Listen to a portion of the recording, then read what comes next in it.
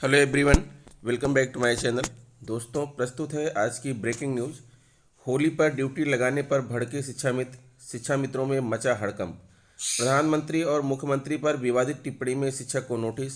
11 लाख नौजवानों को दी जाएगी सरकारी नौकरी। खेल किट में खेल का ऑडियो वायरल होने पर जांच कमेटी गठित। इस बार हार जीत में पोस्टल बैलेट वोट बन सकते हैं निर्णायक। प्रधानाचार्य से मारपीट करने वाले तहसीलदार पर हो कार्रवाई। यूपी के 24,000 से ज़्यादा लोगों की रोकी जा सकती है पेंशन।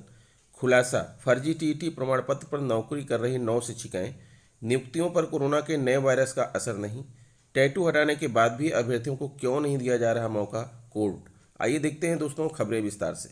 जी हाँ दोस्तों, आप देख पा रहे हैं खबरें विस्तार से किंग्समैन ई हब यूट्यूब चैनल पर। बरेली क्यारा विकास खंड के खंड शिक्षा अधिकारी ने सभी शिक्षा मित्रों की ड्यूटी होली के दौरान कानून व्यवस्था बनाए रखने में लगाई है। आदेश में कहा गया है कि 17 मार्च से लेकर 19 मार्च तक सभी शिक्षा मित्र कानून व्यवस्था बनाए रखने के लिए ड्यूटी देंगे। इस आदेश के बाद से ही शिक्षा मित्रों में हड़कंप मचा हुआ है।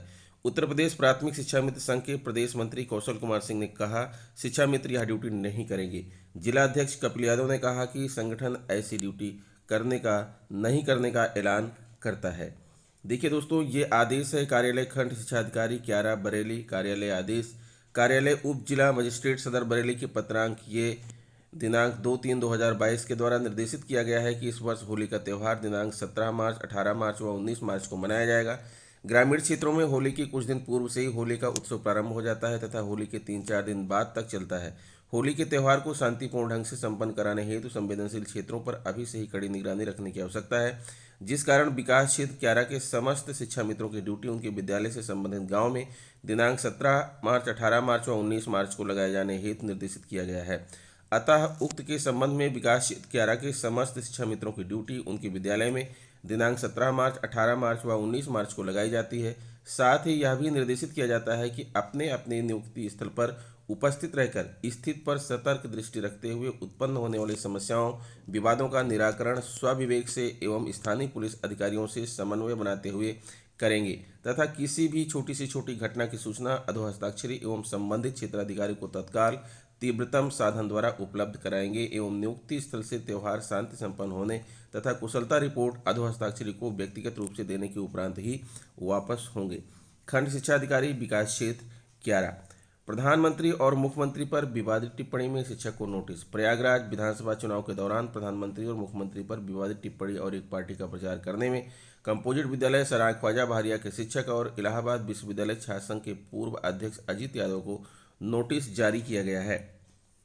बेसिक शिक्षा अधिकारी प्रवीण तिवारी ने अजीत यादव से 2 दिन में साक्ष्यों के साथ लिखित स्पष्टीकरण मांगा है। अजीत के भाषण का वीडियो वायरल है। वह एक पार्टी के लिए मतदान की अपील कर खूबियां गिनाते दिख रहे हैं। अखिलेश यादव के नेतृत्व में गठबंधन की सरकार बनेगी और 6 महीने के अंदर ही जातियों की गणना कराई जाएगी। जातिगत अनुपात के अनुसार सत्ता और नौकरी में भागीदारी दी जाएगी। 2022 में योगी की विदाई तय है। ये बातें सुबह सपा के राष्ट्रीय अध्यक्ष ओम प्रकाश राजभर ने मोहम्मदाबाद गौहाना कस्बे में आयोजित चुनावी सभा में कही। सभा को स्वामी प्रसाद मौर्य, संजय चौहान और प्रेमचंद प्रजापति ने भी संबोधित किया। सुबह सपा अध्यक्ष ने कहा कि देश का किसान छुट्टा पशुओं से, आम आदमी महंगाई से, व्यापारी जीएसटी से और नौजवान बेरोजगारी से परेशान है। लोगों को 2 जून के खाने का इंतजाम करना भी भारी पड़ रहा है। अखिलेश के नेतृत्व में बनने वाली सरकार में 11 लाख नौजवानों को नौकरी दी जाएगी। पूर्व मंत्री स्वामी प्रसाद मौर्य ने कहा कि समाजवादी और अम्बेडकरवादी विचारधाराओं को एक होने का समय आ गया है। बसपा ने अम्बेडकर की विचारधारा को भाजपा के पास गिरवी रख दिया है। कहा कि छुट्टा पशुओं ने फसल बर्बाद कर दी। पश्चिम में जयंत चौधरी ने भाजपा को किनारे लगा दिया है, तो वहीं 7वें चरण के अंत तक ओम प्रकाश राजभर, संजय चौहान और प्रेमचंद प्रजापति ने भाजपा का सुपड़ा साफ कर दिया है। उन्होंने कहा कि भाजपा 80 और 20 का नारा देकर समाज को बांट रही है। इस चुनाव में भाजपा विधायकों की संख्या 2.5 से ऊपर नहीं जा पाएगी। योगी का बुलडोजर केवल गरीबों, अल्पसंख्यकों और गरीब मजदूरों पर चल रहा है। बेरोजगार नौजवान व पुलिस की लाठियां चल रही हैं। संजय चौहान ने भाजपा को झूठी और जुमलेबाज पार्टी बताते हुए लोगों को इससे सावधान रहने की अपील की। प्रेमचंद प्रजापति ने भी महागठबंधन को सत्ता में आने और अखिलेश के नेतृत्व में प्रदेश में सरकार बनाने का विश्वास व्यक्त किया। फर्रुखाबाद स्कूलों में खेल किट खरीद में चल रहे खेल से जुड़ा ऑडियो वायरल होने से शिक्षा विभाग में हड़कंप मचा हुआ है। आजियों में दुकानदार और शिक्षक की बातचीत है, जिसमें खेल सामग्री खरीद पर कमीशन की बात की जा रही है। बीएसए ने मामले को गंभीरता से लेकर 2 सदस्यीय जांच कमेटी गठित कर दी है। 3 दिन में जांच कर रिपोर्ट देने का आदेश दिया है। बेसिक शिक्षा विभाग की परिषदीय स्कूलों में खेल किट खरीद के लिए 5,000 और जूनियर में 10,000 रुपये भेजे गए हैं। खेल किट खरीद न होने पर जांच शुरू होते ही दलाल और कुछ ठेकेदार सक्रिय हो गए हैं। स्कूलों में घटिया खेल किट पहुंचाने के बाद शिक्षकों पर दबाव बनाकर भुगतान करा रहे हैं। वह शिक्षकों को कमीशन भी देते हैं। ऐसा ही एक ऑडियो गुरुवार को कंपली क्षेत्र के एक शिक्षक और शहर के एक दुकानदार की बातचीत का वायरल हुआ है। इसमें विभागीय अधिकारी से सेटिंग होने की दुकानदार ने बात कही। यहाँ तक दुकानदार ने कहा कि उनकी दुकान की बिल दिखाने पर जांच भी नहीं होगी। वह प्राइमरी स्तर की खेल किट की चेक लेने पर शिक्षक को 750 रुपये और जूनियर स्कूल की खेल किट 10,000 की चेक लेने पर 1,500 रुपये शिक्षक को देते हैं। बीएसए लालजी यादव ने बताया कि यह गंभीर मामला है। इसकी जांच के लिए खंड शिक्षा अधिकारी, नगर कायमगंज और जिला समन्वयक बालिका शिक्षा की कमेटी गठित की है। 2 दिन में जांच रिपोर्ट आने का आदेश दिया है। परिषदीय स्कूलों में जो दुकानदार आप अफसरों से सेटिंग होने की बात कहकर स्कूलों में खेल किट भेज रहे हैं, या दुकानदार बड़पुर ब्लॉक क्षेत्र के एक विद्यालय में तैनात शिक्षक के परिजन की होने की चर्चा शिक्षकों में बनी रही। पिछली चुनाव से 2 गुने पड़े हैं पोस्टल बैलेट से वोट। बीते चुनाव में आधा दर्जन से अधिक सीटों पर रहा है बहुत नज़दीकी मुकाबला। 2017 में मोहनलालगंज में 530 वोटों से हुई थी हार जीत। इस बार 10,771 पोस्टल वोट पड़े हैं। लखनऊ राजधानी की कई विधानसभा सीटों पर इस बार प्रत्याशियों के हार जीत में पोस्टल बैलेट निर्णायक भूमिका निभा सकते हैं। चुनावी बयार को देखते हुए राजधानी में पोस्टल बैलेट के जरिए हुए रिकॉर्ड मतदान के मद्देनजर अब यह संभावना जोर पकड़ रही है। जानकार मानते हैं कि इस बार 2 प्रमुख पार्टियों में कांटे की टक्कर देखने को मिलेगी। इतिहास गवाह है कि बीते 3 चुनाव में आधा दर्जन से अधिक विधानसभा सीटों पर मुकाबला बहुत नज़दीकी रहा है।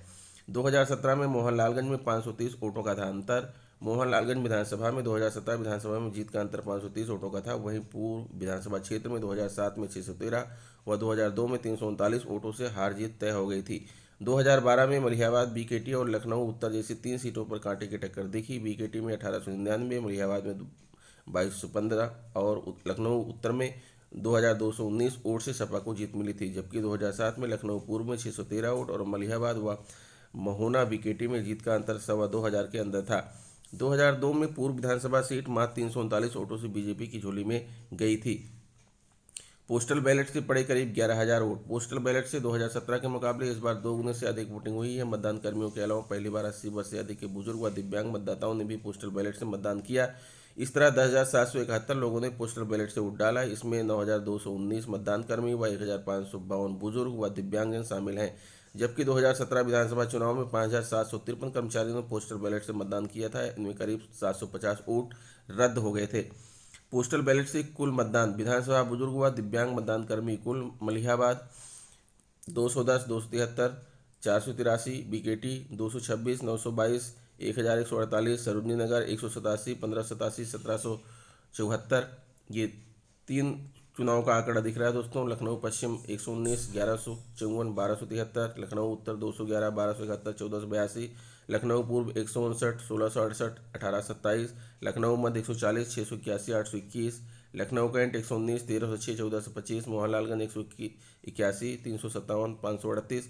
कुल वोटिंग 1,552, 9,219, 10,771। फतेहपुर शिक्षक संगठनों ने ईवीएम संकलन के समय सेक्टर मजिस्ट्रेट बने प्रधानाचार्य से मारपीट करने का मुद्दा उठाया है। गुरुवार को प्रधानाचार्य परिषद माध्यमिक शिक्षक संघ, प्राथमिक शिक्षक संघ ने संयुक्त रूप से प्रधानाचार्य से मारपीट करने वाले तहसीलदार और अधीनस्थ लेखपालों के खिलाफ कार्रवाई की मांग की है। इसके लिए डीएम अपूर्वा दुबे को ज्ञापन भी दिया। ज्ञापन में कहा है कि मंडी समिति में 23 फरवरी को ईवीएम जमा करते समय अव्यवस्था होने पर सेक्टर मजिस्ट्रेट बने प्रधानाचार्य ने आपत्ति जताई थी। इस पर सदर तहसील ने लेखपालों के साथ मिलकर प्रधानाचार्य से अभद्रता करते हुए मारपीट की। इस कार्यशैली से शिक्षकों में खासी नाराजगी है। शिक्षकों ने मामले की जांच कराते हुए दोषियों के खिलाफ कड़ी कार्रवाई की मांग की है। ज्ञापन देने वाले में प्रधानाचार्य परिषद अध्यक्ष प्रभुदत्त दीक्षित, माध्यमिक शिक्षक संघ के जिला अध्यक्ष आलोक शुक्ल, प्राथमिक शिक्षक संघ के जिला अध्यक्ष राजेंद्र सिंह, जितेंद्र कुमार चौधरी, पुष्पराज सिंह, विजय कुमार त्रिपाठी शामिल रहे। आपको वृद्धावस्था पेंशन मिल रही है। अगर आपने मोबाइल व आधार वेरीफाई नहीं कराया है तो पेंशन मिलनी बंद हो जाएगी। इस समस्या से बचने के लिए नज़दीकी जन सुविधा केंद्र पर पहुंचकर अपने मोबाइल और आधार कार्ड का वेरिफिकेशन करा लें। इसके लिए आपके पास मात्र 2 दिन का समय है। इसमें लापरवाही होने पर आप वृद्धावस्था पेंशन योजना से वंचित हो सकते हैं। आधार प्रमाणीकरण के लिए जिला समाज कल्याण अधिकारी की तरफ से निर्देश जारी किए गए हैं। समाज कल्याण विभाग की तरफ से वृद्ध, दिव्यांग और विधवा को आर्थिक सुविधा पेंशन के रूप में दी जा रही है। पूरनपुर की बात करें तो वृद्धावस्था पेंशन योजना का लाभ करीब 24,925 लाभार्थियों को मिल रहा है। सरकार की तरफ से वृद्धावस्था पेंशन बढ़ाने के भी संकेत दिए गए हैं। हालांकि समय समय पर पेंशन योजना के लाभार्थियों का सत्यापन भी होता रहता है ताकि पात्रों को पेंशन योजना का लाभ मिले। इधर वृद्धावस्था पेंशन के लाभार्थियों के लिए अब आधार प्रमाणीकरण जरूरी कर दिया गया है। इसको लेकर जिला समाज कल्याण अधिकारी केपी सिंह की तरफ से खंड विकास अधिकारी को निर्देश जारी किए गए हैं। पत्र में कहा गया है कि मुख्य सचिव ने वृद्धावस्था पेंशन योजना अंतर्गत आधार प्रमाणीकरण की समीक्षा की। इसमें प्रमाणीकरण का प्रतिशत कम पाया गया। उनके निर्देशानुसार 7 मार्च तक 100% पेंशन प्राप्त कर रहे लाभार्थियों का आधार प्रमाणीकरण कराया जाना है।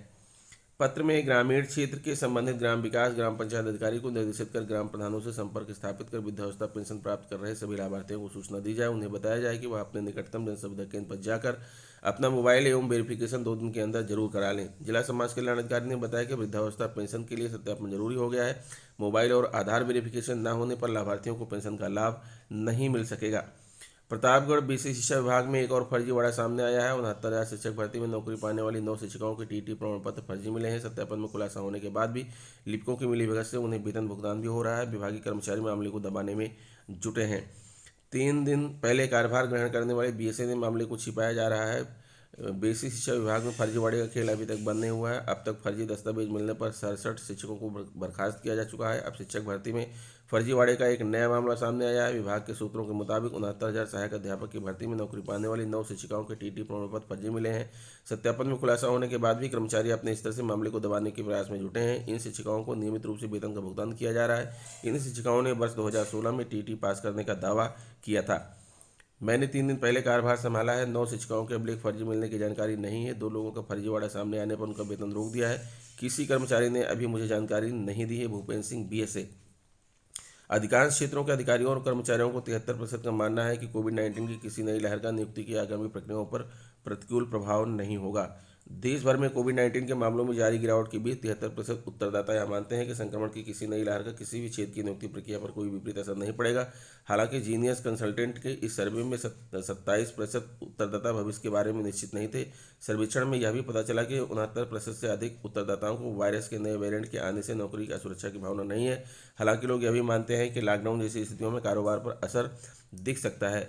प्रयागराज इलाहाबाद हाईकोर्ट ने सशस्त्र बलों को हेड कांस्टेबल के पद पर नियुक्ति के लिए आवेदन करने वाले ऐसे अभ्यर्थियों को पुनः भर्ती प्रक्रिया में शामिल न किए जाने पर जवाब मांगा है जिन्होंने अपने हाथ में बनवाए टैटू को हटवा लिए हैं। एसएसबी ने इन अभ्यर्थियों को टैटू बनवाने के कारण मेडिकल जांच में अयोग्य करार दिया था। यह आदेश न्यायमूर्ति सिद्धार्थ वर्मा ने अवनीश कुमार व 2 अन्य की याचिका सुनवाई करते हुए दिया है। याचिगण के अधिवक्ता का तर्क था कि याची ने हेड कांस्टेबल मिनिस्ट्रियल के पद के लिए आवेदन किया था मगर मेडिकल जांच में उनके हाथ पर टैटू होने के कारण उनको अयोग्य कर दिया। कहा गया कि भर्ती के लिए जारी विज्ञापन में ऐसी कोई शर्त नहीं थी। जानकारी होने के बाद याचिगण ने अपने टैटू हटवा लिए। एसएबी को प्रत्यावेदन दिया था कि टैटू हटवाने के बाद उनका दोबारा मेडिकल कराया जाए, लेकिन एसएसबी ने इस पर कोई निर्णय नहीं लिया। इस पर न्यायालय ने अपर सॉलिसिटर जनरल एसपी सिंह से कहा कि वह अदालत में जवाब दाखिल करें कि टैटू हटवा लेने के बाद याचिकागण को दोबारा मेडिकल परीक्षण कराने की अनुमति क्यों नहीं दी जा रही है। याचिका पर 7 मार्च को अगली सुनवाई होगी। तो दोस्तों ये रहा आज का ब्रेकिंग न्यूज़। आशा करता हूँ वीडियो आपको अच्छी लगी होगी। अगर वीडियो अच्छी लगी है तो प्लीज़ मेरे चैनल को सब्सक्राइब कर लीजिए, बेल आइकन को प्रेस कर दीजिए। मिलते हैं आपसे नेक्स्ट वीडियो में कुछ नई जानकारी लेकर। तब तक के लिए नमस्कार।